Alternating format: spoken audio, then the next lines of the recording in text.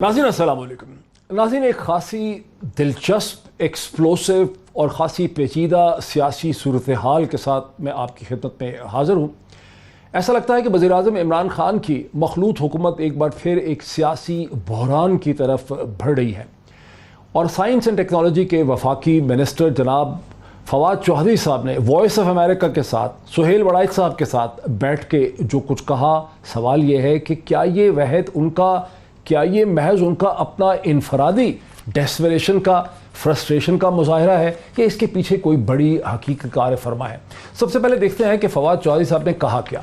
फवाद चौधरी साहब ने एक तो ये कहा कि हमारी पार्टी के 3 कम से कम सीनियर रहनुमा जो हैं, उनकी आपस की जो लड़ाई है, जो अनबन है, जो उनकी टग ऑफ वॉर है, उस टग ऑफ वॉर के नतीजे में प्राइम मिनिस्टर इमरान खान का जो पॉलिटिकल विजन है वो इम्प्लीमेंट नहीं हो पा रहा। उन्होंने ये कहा कि पहले जहांगीर खान तरीन ने, जब वो वज़ीर आज़म के करीब थे, उन्होंने असद उमर को फाइनेंस मिनिस्ट्री से फारिग करवाया। जब असद उमर फाइनेंस मिनिस्ट्री वापस आए, ताकतवर हुए, उन्होंने जहांगीर खान तरीन को फारिग करवा दिया। आज कैबिनेट में इस हवाले से खासी धींगा मुश्ती हुई, बड़ी शदीद बहस हुई, जहां फैसल वाडा साहब ने 3 सीनियर रहनुमाओं के ऊपर ताबड़तोड़ हमले किए, जिसमें असद उमर भी थे, जिसके अंदर शाह महमूद कुरैशी भी थे, जिसमें कॉमर्स मिनिस्टर भी थे जनाब रज़ाक दाऊद साहब भी थे। और हमारे जो इन्फॉर्मेशन है, जो सोर्सेज हैं, वो कहते हैं कि फवाद चौधरी साहब की एक्सप्लेनेशन ये थी कैबिनेट मीटिंग के अंदर कि मैंने जो भी कमेंट किए वॉइस ऑफ अमेरिका के इंटरव्यू में, वो तो दर हकीकत मैंने माजी की एक सूरत हाल जो है वो मैंने वहाँ पर एक्सप्लेन करने की कोशिश की है। लेकिन जब हम फवाद चौधरी साहब का दूसरा टुकड़ा सुनते हैं वॉइस ऑफ अमेरिका में, तो वो माजी की बात नहीं कर रहे। वो तो कहते हैं कि इसी महीने में प्राइम मिनिस्टर ऑफ पाकिस्तान जनाब इमरान खान साहब ने अपने कैबिनेट के मिनिस्टर्स को ये कह डाला है कि अगर 5.5 माह में परफॉर्मेंस इंप्रूव ना हुई तो हालात ख़राब हो जाएंगे, सूरत हाल हाथ से निकल जाएगी। यानी वज़ीर आज़म इमरान खान 31 दिसंबर तक चाहते हैं कि पार्टी परफॉर्म करके दिखाए, वरना सियासी सूरत हाल हाथ से निकल जाएगी। नाज़रीन, अब ये एक हकीकत है, हम इससे वाकिफ़ हैं कि जब से फवाद चौधरी साहब की मिनिस्ट्री इन्फॉर्मेशन से चेंज हुई है, साइंस एंड टेक्नोलॉजी में आए हैं, वो नाखुश हैं, अपनी हुकूमत से नाराज़ हैं। इसके बहुत से सिम्टम्स हैं। जनवरी में भी फवाद चौधरी साहब ने पंजाब के चीफ मिनिस्टर की परफॉर्मेंस के हवाले से, उस्मान बुज़दार साहब की हुकूमत के हवाले से, वहाँ की फाइनेंशियल डिस्ट्रीब्यूशन और बजट मेकिंग के हवाले से, नाअहली के हवाले से बड़ा सख्त लिखा था वज़ीर आज़म पाकिस्तान को। लेकिन फवाद चौधरी साहब का अब जो इंटरव्यू है वॉइस ऑफ अमेरिका के साथ, ये एक ऐसे मौके पर सामने आया है जब गुज़िश्ता एक हफ्ते से एक सियासी बहरान किसी कैफियत इस्लामाबाद में उस वक्त से डेवलप होने लगी जब बलोचिस्तान के रहनुमा, बलोचिस्तान नेशनल पार्टी मैंगल के रहनुमा, जिनकी 4 सीटें हैं नेशनल असम्बली में, अख्तर मैंगल साहब, उन्होंने पीटीआई की हुकूमत से अलग होने का फैसला किया और बावजूद तमाम तर कोशिशों के अभी तक वो दोबारा हुक्मरान जमात के बेंचों पर आके बैठने के लिए रजामंद नहीं हुए हैं। उन्होंने क्या कहा था एक हफ्ते पहले, वो भी मैं आपको सुनाता हूँ। बाकायदा बलूचिस्तान नेशनल पार्टी की सेंट्रल कमेटी के फैसले की तवज्जो से पीटीआई से मैं अपनी पार्टी के इत्तेहाद के खात्मे का बाकायदा ऐलान करता हूँ। अफसोस होगा मुझे, लेकिन क्या करें, शहर के साथ इख्तिताम करूंगा। शाहों से जो कुछ रब्त न कायम हुआ अपना, आदत का भी कुछ जबर था, कुछ अपनी ज़बान भी। नाज़रीन, मसला ये है कि बलूचिस्तान की ये जो सारी जमातें हैं जो पीटीआई की मखलूत हुकूमत में शामिल हैं, इनके बारे में लोग हमेशा तरह तरह की चहमगोइयाँ करते हैं। एक दिन पहले बात यहीं तक नहीं ठहरी, क्योंकि एक दिन पहले शाहज़ैन बुख्ती साहब ने, जो जमहूरी वतन पार्टी के रहनुमा हैं और उनकी पार्टी की भी एक सीट है जो हुकूमत के साथ है, उन्होंने भी हुकूमत को एक अल्टीमेटम, एक डेडलाइन दे दी है, एक स्टेटमेंट जो है वो बाकायदा इशू की गई है। अब सवाल ये पैदा होता है कि ये सारी की सारी जो सर्कमस्टांसेस हैं, ये जो पॉलिटिकल एक तलातुम की सी कैफियत है, ये अचानक इसी वक्त जो है वो क्यों डेवलप हो रहा है। सुहेल वड़ाइच साहब, जिन्होंने फवाद चौधरी साहब के साथ वॉइस ऑफ अमेरिका का इंटरव्यू कंडक्ट करवाया, उन्होंने चंद दिन पहले अपना एक कॉलम लिखा, बहुत ही दिलचस्प कॉलम था। सुहेल वड़ाइच के कॉलम का उन्वान था कि शहबाज शरीफ के पीछे कौन है, और इस कॉलम का इख्तिताम सुहेल वड़ाइच साहब ने ये सवाल रेज़ करके किया कि कहीं ऐसा मुमकिन तो नहीं है कि यहाँ पर ना अब इक़्तिदार पीपीपी को मिलेगा, ना पीएमएलएन को मिलेगा, बल्कि पीटीआई के अंदर से ही कोई नया चेहरा सामने लाया जाएगा। ये वो बुनियादी सवाल है जिसके साथ मैं अपने पैनल को इंट्रोड्यूस करता हूँ। मुझे इस वक्त ज्वाइन कर रहे हैं प्राइम मिनिस्टर ऑफ पाकिस्तान के special assistant for SAPM for political affairs जनाब डॉक्टर मोहम्मद शहबाज गिल साहब। Very warm welcome to him. मुझे ज्वाइन कर सकेंगे पाकिस्तान के prominent political analyst television anchor person जनाब वसीम बादामी साहब, और मुझे ज्वाइन कर सकेंगे मज़हर अब्बास साहब जो प्रोमिनेंट जर्नलिस्ट भी हैं और पॉलिटिकल कमेंटेटर भी हैं। Very known all of these people, very warm welcome to all my guests and participants. Doctor Shahbaz Gill साहब, ये क्या मामला है? आपकी हुकूमत किसी शदीद किस्म के एक पॉलिटिकल क्राइसिस की तरफ बढ़ रही है। जिस तरह से फैसल वाडा साहब ने कैबिनेट में असद उमर साहब को, जिस तरह से शाह महमूद कुरैशी साहब को और उन्होंने रज़ाक दाऊद साहब के ऊपर उन्होंने हमला किया, ये क्या मामला है? इसको कैसे हम समझें? बिस्मिल्लाहिर्रहमानिर्रहीम। देखिए मोईद, मैं बहुत दफ़ा ये कहता हूँ अपने ट्वीट्स में भी और प्रोग्राम्स में भी कि पाकिस्तान में बहुत कुछ ऐसा हो रहा है जो पहली दफ़ा देखा जा रहा है, और उसकी वजह यह है कि प्राइम मिनिस्टर इमरान खान का जो तरीका है हुकूमत करने का, या हुकूमत जिस वजह से वो कर रहे हैं, या पॉलिटिक्स में जिस वजह से आए हैं, और या वो जिस तरीके से चीज़ें मैनेज करते हैं, वो बहुत डिफरेंट है। एक तो यहाँ ख़ानदान की हुकूमत नहीं है। ऐसा नहीं है कि आपने ज़रा सी आवाज़, जैसे आपने कहा, सबको पता है कि बुज़दार साहब की चॉइस खान साहब ने की, सबको पता है कि बुज़दार साहब को प्रोटेक्ट उन्होंने किया। किसी और हुकूमत में जिस तरह से फवाद चौधरी साहब ने ख़त लिखा था बुज़दार साहब के लिए, उसी दिन उनको दबा दिया जाता, तो क्या आज ये सारी बात होती, आज ये इंटरव्यू होता, इसके ये कॉन्सिक्वेंस होते? बिल्कुल ना होते। लेकिन हमारी पार्टी, हमारा लीडर जो है वो जमहूरियत पे, फ्रीडम ऑफ एक्सप्रेशन पे यकीन रखते हैं। फवाद साहब एक हमारी पार्टी के, उन्होंने हमारे मीडिया को हेड किया हुआ है और पार्टी के लिए बहुत उनकी भी खिदमात हैं, तो उनका एक हक है, जमहूरी हक है, वो अगर अपना एक किसी जगह पे करना चाहें। लेकिन मैं ऑफिशियली उनसे डिसएग्री करता हूँ, पर्सनली भी डिसएग्री करता हूँ। मेरा नहीं ख्याल कि किसी की लड़ाई की वजह से ये हुआ है, मेरा नहीं ख्याल कि किसी की लड़ाई की वजह से फ़लाँ को ज़्यादा रोल मिला या फ़लाँ को कम रोल मिला। बुनियादी तौर पर आप मुझे बता दीजिए, बहुत सारी चीज़ें हम कहते हैं बहुत ज़्यादा, लेकिन आप मुझे बता दीजिए, या आपके साथ बादामी साहब बैठे हुए हैं, इन्होंने भी बहुत लंबा माशाल्लाह मीडिया का इनका करियर है, कि जब हम प्रोफेशनल लोग ढूंढना शुरू करते हैं अपने किसी छोटे से काम के लिए, तो आपको कितने लोगों का इंटरव्यू करना पड़ता है, और उसके बाद भी आपको अक्सर कंप्रोमाइज़ करना पड़ता है, जो क्वालिटी आपको चाहिए होती है वो नहीं मिलती। ये चीज़ ऊपर तक जाती है। लेकिन डॉक्टर शहबाज गिल साहब, आज प्राइम मिनिस्टर ने फवाद चौधरी साहब की कोई बहुत सरजनिश नहीं की। जो कैबिनेट का हाल हमारे सामने आया है, वफाकी कैबिनेट का जो आंखों देखा हाल हमें रिपोर्ट हुआ है, उसमें प्राइम मिनिस्टर ने फवाद चौधरी साहब की कोई बहुत सरजनिश नहीं की है, उन्होंने कोई बहुत ज़्यादा भरमी का मुजाहरा भी नहीं किया फवाद चौधरी। मैंने यही तो आपको अपने आर्गूमेंट में कहा कि वो किसी की सर्जरिश नहीं करते फ्रीडम ऑफ एक्सप्रेशन पे, वो बिलीव करते हैं डेमोक्रेसी पे। ये कोई ख़ानदानी बादशाह थोड़ी है कि फवाद साहब अपना बयान नहीं दे सकते, बिल्कुल हक है फवाद साहब के पास, और उन्होंने बयान दिया। हम एग्री और डिसएग्री कर सकते हैं उनके साथ, लेकिन बयान देने से तो नहीं उनको रोका जा सकता ना, उनका हक है। ऐसे ही फैसल वाडा साहब का भी हक है। ये कोई बादशाह सलामत की कैबिनेट तो है नहीं, ये प्राइम मिनिस्टर इमरान खान है, और वो सबको हक देते हैं बोलने का। और यही वजह है कि मैं समझता हूँ कि वो दूसरे तमाम लोग जो लफ्जी डेमोक्रेसी कहते थे, ये असल में डेमोक्रेसी प्रैक्टिस आपको दिखाते हैं। तो जो फवाद साहब ने कहा, उसमें डेफिनेटली उनकी ज़ाती फ्रस्ट्रेशन भी शामिल है, कहीं ना कहीं उनकी जो ज़ाती एक्सपेक्टेशंस होंगी सर्टन चीज़ों से, वो भी शामिल हैं, और ओवरऑल पॉलिटिकल एनवायरनमेंट, कोरोना और वो सारी चीज़ें शामिल हैं। लेकिन मुझे ये सिर्फ उनकी एक ऑब्जर्वेशन से आगे इसमें कोई चीज़ खास नज़र नहीं आती। There is nothing much in it.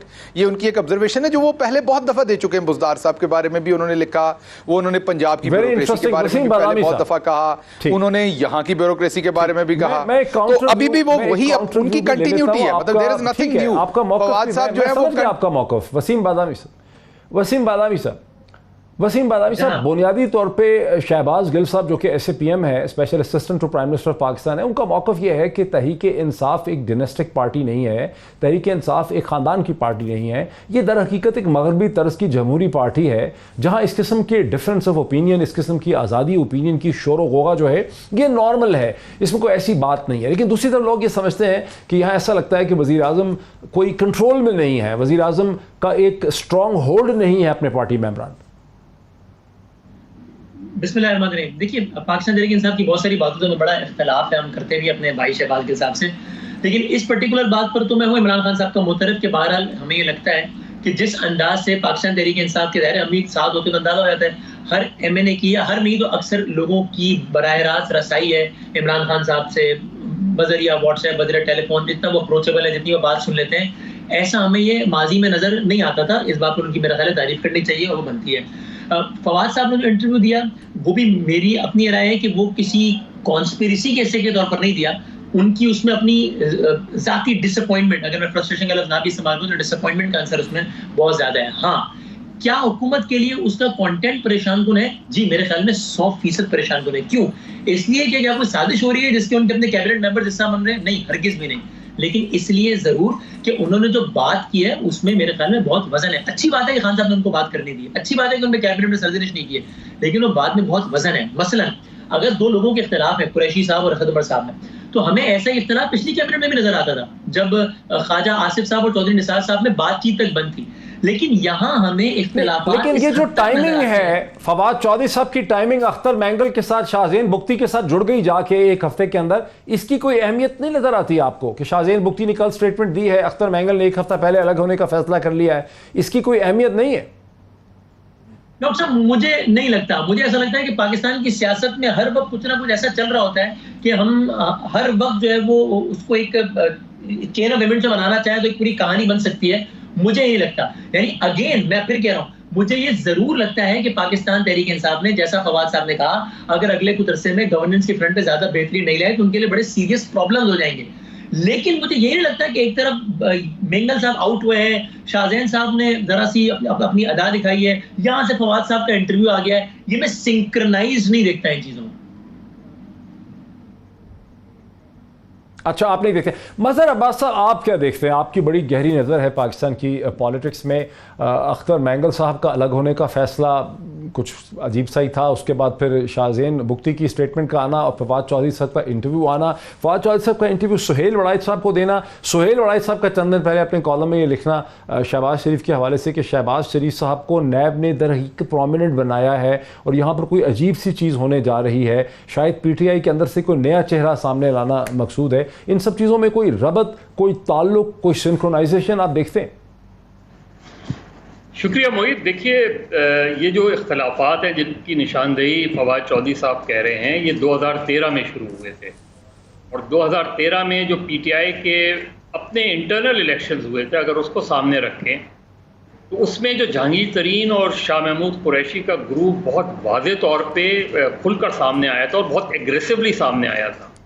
उसके बाद PTI में इलेक्शन का प्रोसेस ही ख़त्म हो गया।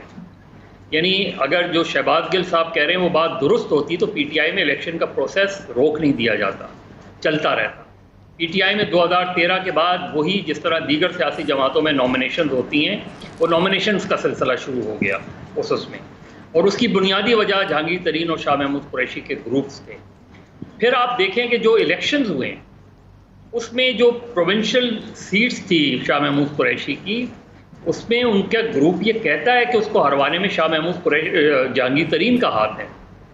अब ये फ्रीडम ऑफ एक्सप्रेशन की बात नहीं है कि आपने पार्टी के अंदर एक डिसिप्लिन भी होता है कि अगर पार्टी के इंटरनल डिफरेंसेस इतने खुलकर सामने आ जाएं तो वो पार्टी को पॉलिटिकली डैमेज करते हैं।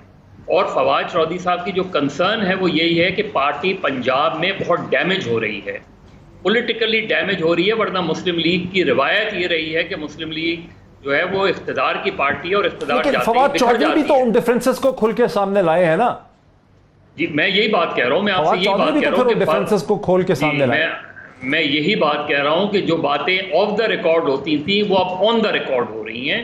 और coming from a federal minister, Fawad Chaudhry छोड़ दें, फेडरल मिनिस्टर, अब फैसल वाडा साहब ने आज जो की काबीना में जो बात हुई, तो उससे आप उनके PTI के जो ग्रास रूट लेवल के वर्कर है उसमें मैसेज क्या जा रहा है कि PTI और गवर्नमेंट जो है जब एक पेज पर नहीं होगी तो पार्टी कैसे आगे बढ़ेगी। मेरा ख्याल है इमरान खान इस चीज़ को इंजॉय करते हैं, इन डिफरेंसेस को इंजॉय करते हैं इमरान खान। अच्छा, देखिए जो सूरत हाल है, अगर यही होती तो 2013 में जस्टिस वजीउद्दीन की जो उस वक्त PTI के चीफ इलेक्शन कमिश्नर थे, उनकी रिपोर्ट पर इमरान खान अमल दरामद करते। उनकी रिपोर्ट पर उन्होंने जहांगीर तरीन के दबाव में अमल दरामद नहीं किया। उनकी रिपोर्ट में बहुत वाज़े था कि इलेक्शंस के अंदर, पार्टी के इलेक्शंस में क्या चीज़ें खामियां आई हैं। और ये फॉरेन फंडिंग केस जो है इसको अगर आप इससे जोड़ें तो आपको चीज़ें पता चल जाएंगी।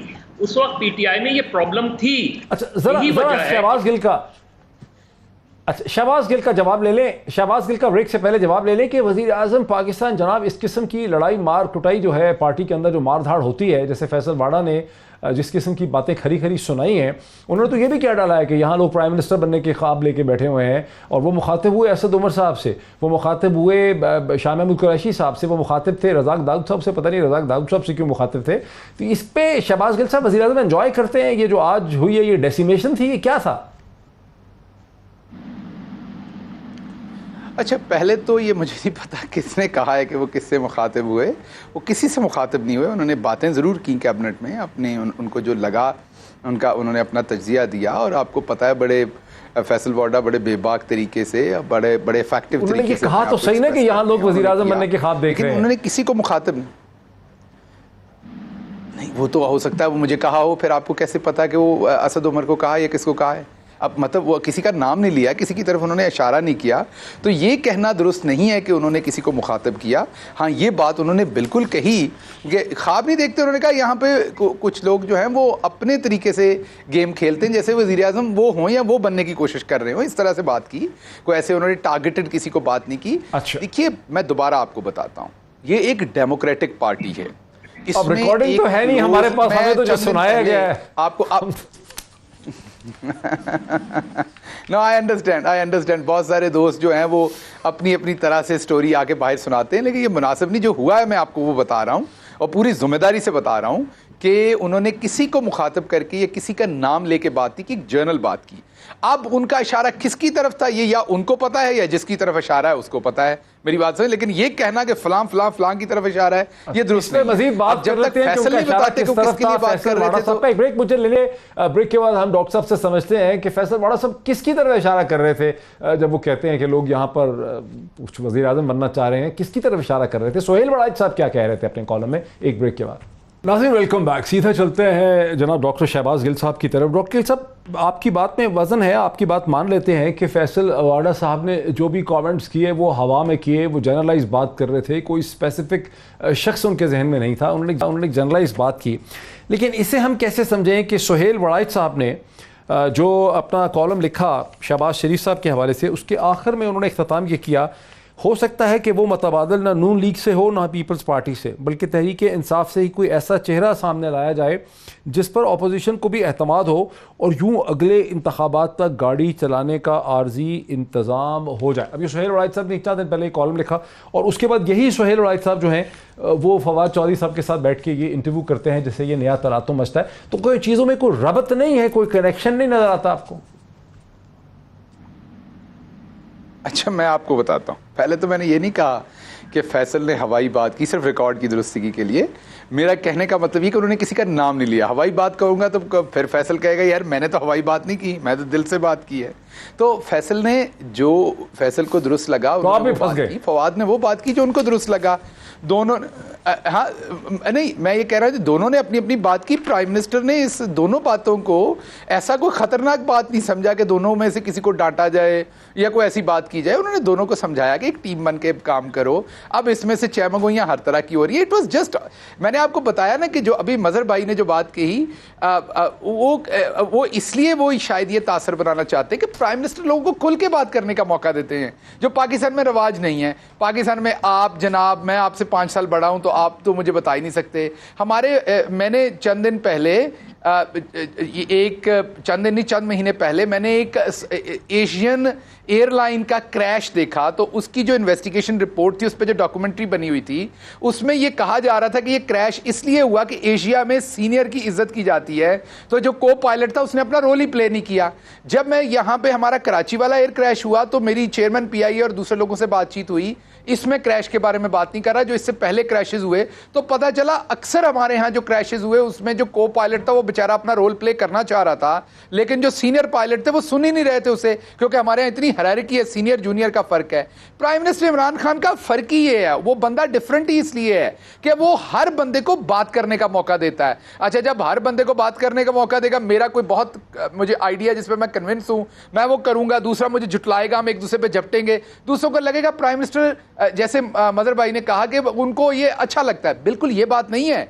उन्हें अच्छा ये लगता है कि लोग एक्सप्रेस करें, लोग अपने अपने आइडियाज दें, डाइवर्सिटी हो, एक क्रिएटिविटी हो आइडियाज में। और जब तक आप डिफर नहीं करेंगे, मैं क्योंकि लीडरशिप पढ़ाता रहा हूं, तो हम वहां आपकी बात मान लेते हैं, आपकी बात रिसर्च भी करता था कि जो डाइवर्स ग्रुप्स होते हैं उनमें क्रिएटिविटी ज्यादा होती है। तो फवाद आपको पता है मीडिया का बंदा है। मैं सर आखिरी बात, फवाद मीडिया का बंदा है।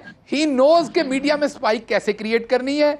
फवाद को ये आर्ट आता है। उसने एक ऑफ द कफ बयान दे दिया, मीडिया में उससे स्पाइक आ गया और हम सारे उसको कह रहे हैं उसकी टाइमिंग ये ऐसा कुछ नहीं। आपको फवाद का पता है, वो पिछले 6 महीने 8 महीने से वो एक आजाद आदमी है, खुली बात करता है और वो यही बात कर रहा है पिछले 1 साल से।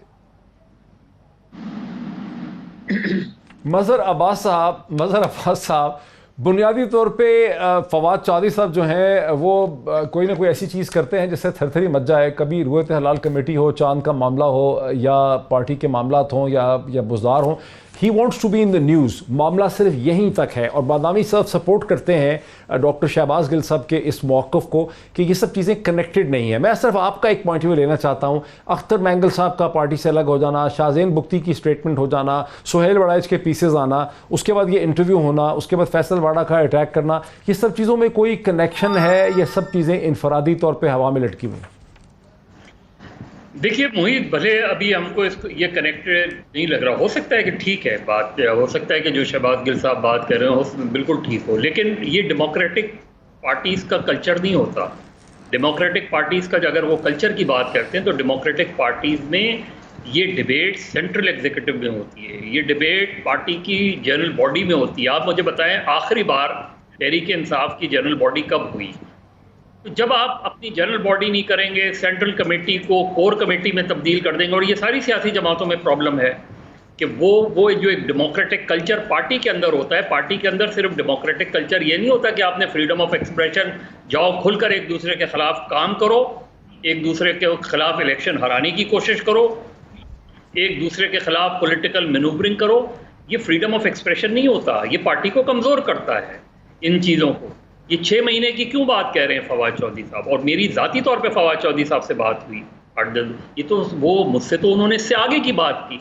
उन्होंने मुझे कई ज़िला बतलाए पंजाब के कि जहां वो ये कह रहे हैं कि हमें बताएं, मुझे बताओ कि मैं खुद अपने अज़ला में कैसे इलेक्शन जाके जीतूंगा, क्या मैं वो लेके जाऊंगा। इसी तरह उन्होंने फैसलाबाद की बात की, इसी तरह उन्होंने सियालकोट की बात की, उन्होंने गुजरांवाला की बात की, इन हलकों की बात की। उन्होंने कहा आज PMLN मजबूत अगर है और अब तक कायम अगर है तो हमारी नाक़िस कारकर्दगी की वजह से कायम है। और 6 महीने की इसलिए बात की क्योंकि अगले साल शुरू में सेनेट के इलेक्शंस होने जा रहे हैं और उस सेनेट के इलेक्शंस में आपको पता चलेगा कि ये जो पॉलिटिकल और इकोनॉमिक परफॉर्मेंस है ना, मैं इस पे पूरी बहस करना चाहता हूं आपके साथ। सिर्फ मुझे एक चीज़ की वजाहत कर दें कि प्राइम मिनिस्टर के साथ जो मीटिंग्स होती हैं मीडिया की 30 से 40 एंकर्स की होती रही हैं, कोविड-19 से पहले बहुत ज़्यादा होती, वहाँ पर भी प्राइम मिनिस्टर इमरान खान जो हैं वो बहुत ही तहम्मुल से बड़ी सख्त बातें सुनते हैं। मैंने देखा है, मैंने तो नहीं की वो सख्त बातें, लेकिन और टेलीविज़न एंकर उनको खाने को पड़ जाते हैं। इससे पहले भी हमने प्राइम मिनिस्टर्स के साथ मीटिंग देखी, वहाँ ये माहौल नहीं होता था।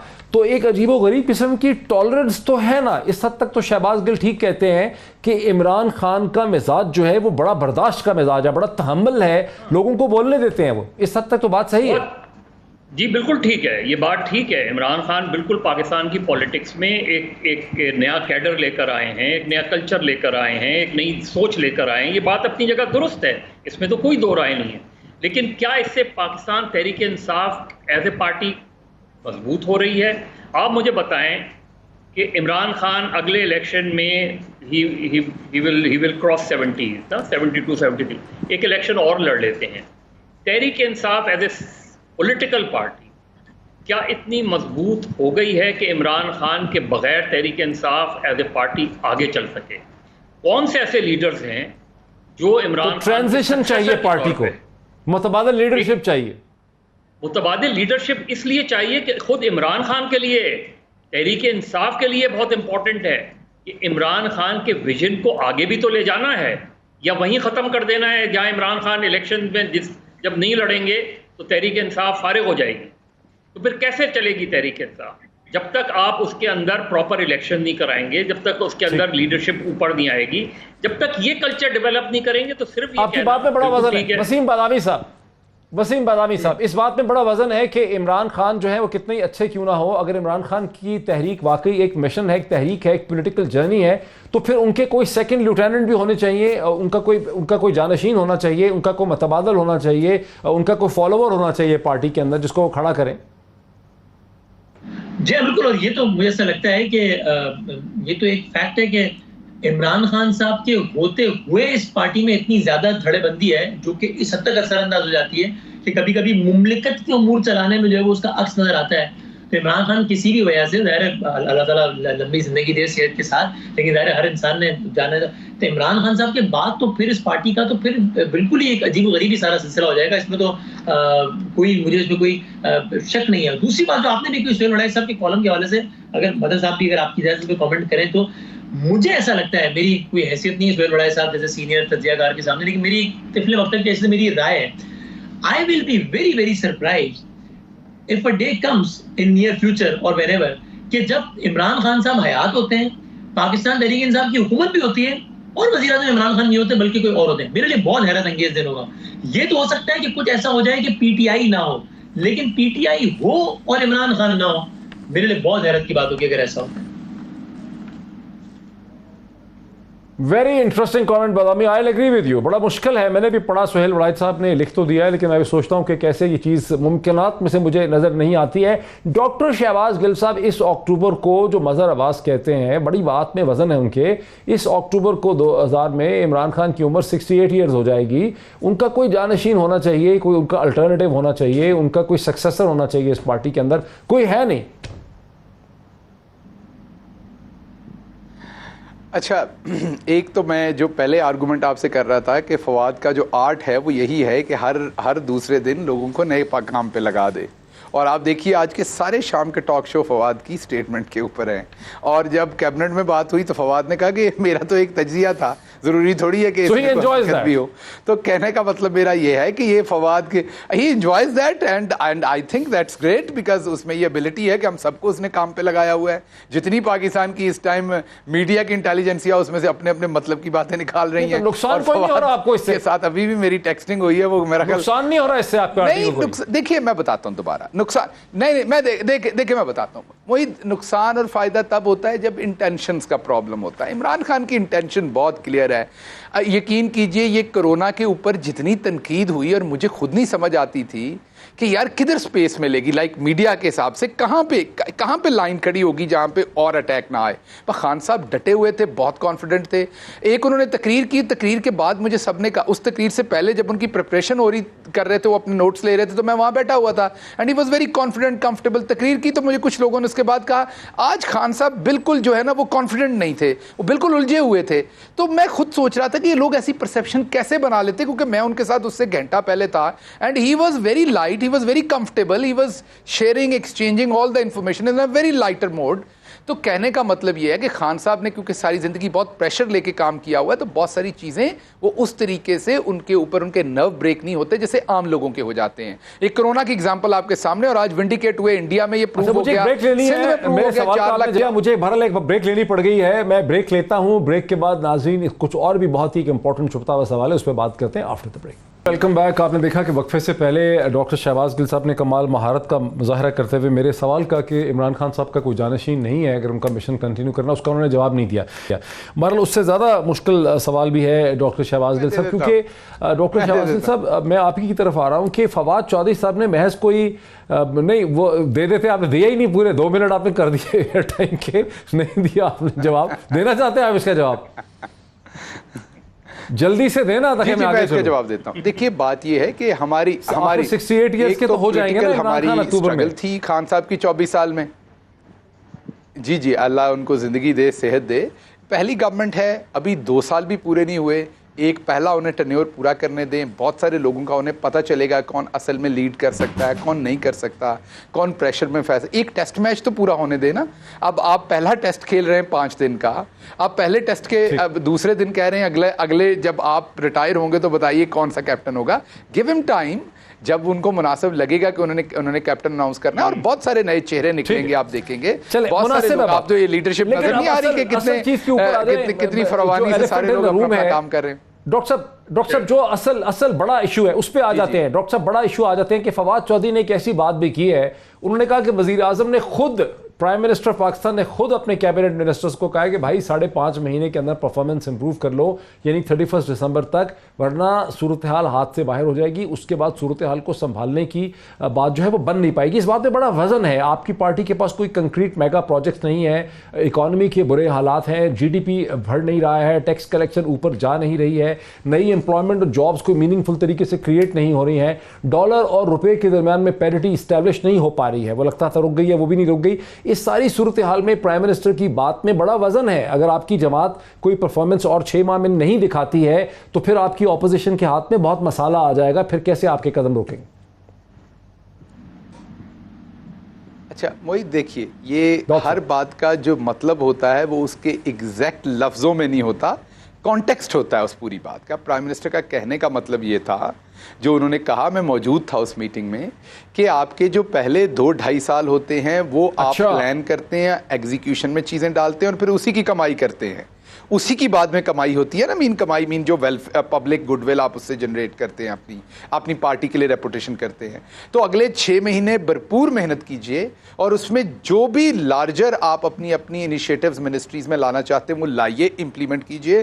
फिर उस इंप्लीमेंटेशन करने के बाद 1-2 साल तो उनके रिजल्ट आने में लगेंगे और उस गुडविल के साथ आप अगले इलेक्शन में जाएंगे। ये था उनका मकसद। ये थोड़ी उन्होंने कहा कि आपके पास 6 महीने हैं और 6 महीने के बाद जो है यहाँ पे इलेक्शन हो रहा है। तो उन्होंने एक लीडर का ये काम है टारगेट देना। एक लीडर का एक काम, जैसे मेरी जिस दिन अपॉइंटमेंट हुई तो उन्होंने कहा कि आप लिंच में ना आए, अब आपके ऊपर प्रेशर आएगा, इसका मतलब लफ्जी थोड़ी ना होता है। सर बहुत शुक्रिया।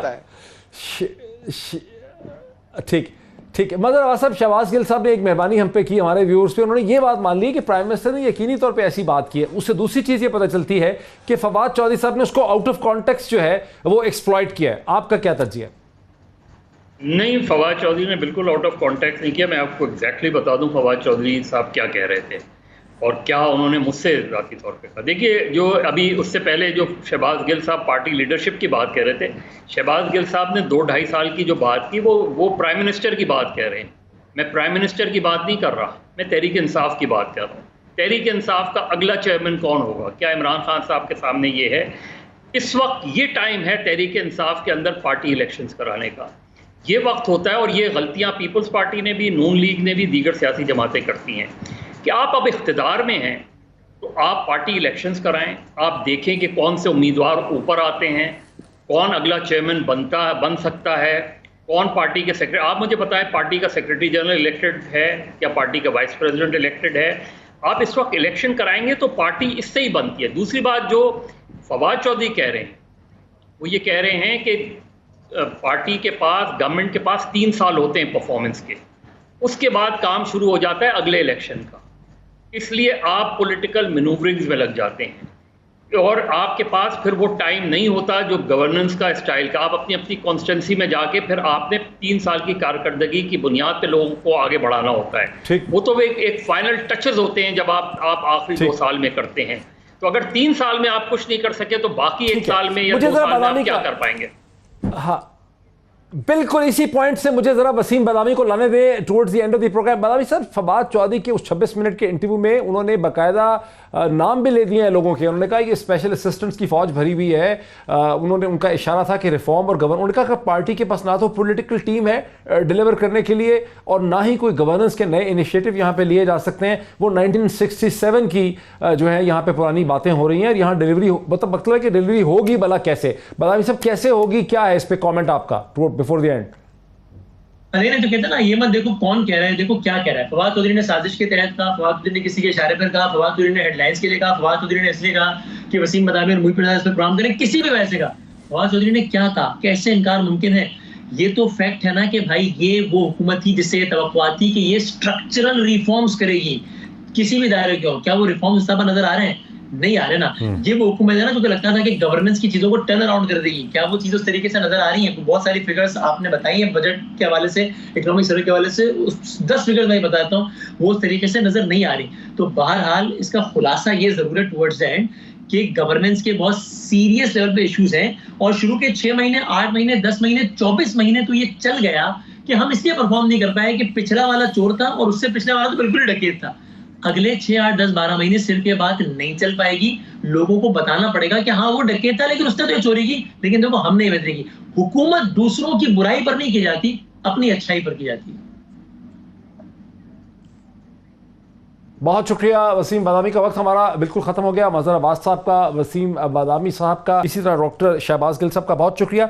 कुछ कंक्लूडिंग में कमेंट्स दे दूँ कि बात यहाँ से शुरू हुई थी कि अख्तर मेंगल, शाहज़ेन बुख्ती और फवाद चौधरी के इंटरव्यू में और सुहेल वड़ाइच साहब का इन तमाम जगहों में मौजूद होने का क्या आपस में कोई ताल्लुक है? हमारे पार्टिसिपेंट्स नहीं है कन्विंस कि आपस में कोई ताल्लुक है। एक चीज़ बहरहाल खड़ी नज़र आती है कि फवाद चौधरी के ये कमेंट्स के परफॉर्मेंस हुई नहीं है गुज़िश्ता 2 बरस में, और पार्टी के पास कोई ऐसी टीम भी नज़र नहीं आती है जो ये परफॉर्मेंस करके दिखाएगी। ना तो गवर्नेंस के ऊपर उसको बेहतर करने का कोई इनिशिएटिव मुमकिन होता नज़र आता है, और इकोनॉमिक जो चैलेंजेस हैं, जहां जीडीपी बढ़ नहीं रहा है, जहां टैक्सेस में इजाफा हो नहीं रहा है, जहां नौजवानों के लिए नई जॉब्स और एम्प्लॉयमेंट क्रिएट हो नहीं रही हैं, और जहां डॉलर जो है वो रुकता नज़र नहीं आता है, जो डॉलर रुपये की कोई पैरिटी कहीं रुक नहीं रही, उसमें कोई स्टेबिलिटी नहीं है। ये वो सब चैलेंजेस हैं जो प्राइम मिनिस्टर इमरान खान और उनकी टीम, उनकी कैबिनेट और पार्टी के लिए बहुत बड़े चैलेंजेस हैं। देखना यही होगा किस तरह से इसका हल निकालेंगे प्राइम मिनिस्टर इमरान खान। आज इतना ही, फिर आपसे मुलाकात होती है। बहुत शुक्रिया।